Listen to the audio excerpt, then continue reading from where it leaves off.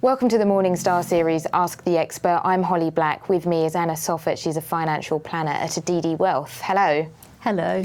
We're here today to bust some myths about financial planning. I think a lot of people have concerns or misconceptions, so I thought I would ask you some of the most common ones that we hear. Yeah. So I think the first one is that financial advice is only for super rich people.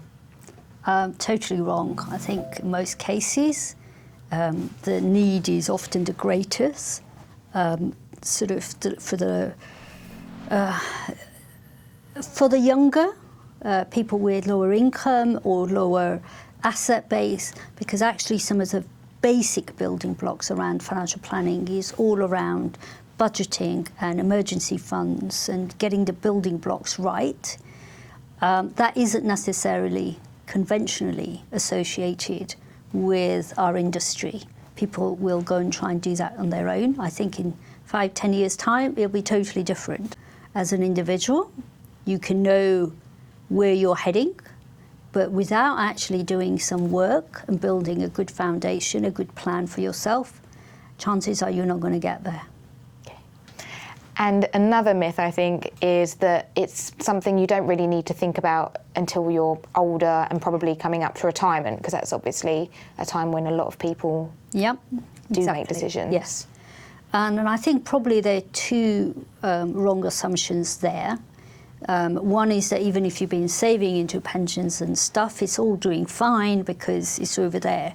And what I would say is if you've got money invested in pensions, actually you need to make sure from day one that it's invested rightly and it's working as best as it can do for you. So you're actually losing money in some way by not consulting and just making sure that it's efficiently working for you. So I think that's totally wrong. Secondly, often I think there is a perception that you need 100,000, 200,000 of investments to be of interest to the industry. And I think, again, that's terribly wrong. I think there are people, financial advisors, financial planners particularly, all shapes and sizes who work with different people. And it's just a matter of finding them. And how about the idea that advice is going to be super expensive, so I can't afford it?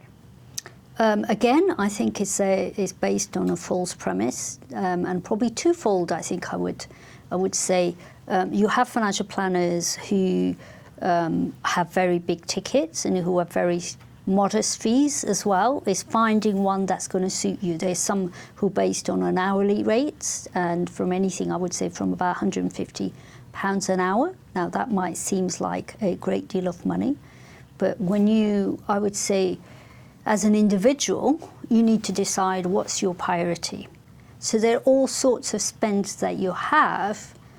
What you have to understand, I suppose, and for yourself, not the industry, is what value you're going to place on your financial well-being. What is very obvious is that if financially you're not well, then actually mentally you're not well either, somewhere in there. So if you want to be fit and well, and you want to be spending money on well-being, then the financial well-being has to be one part of that plank.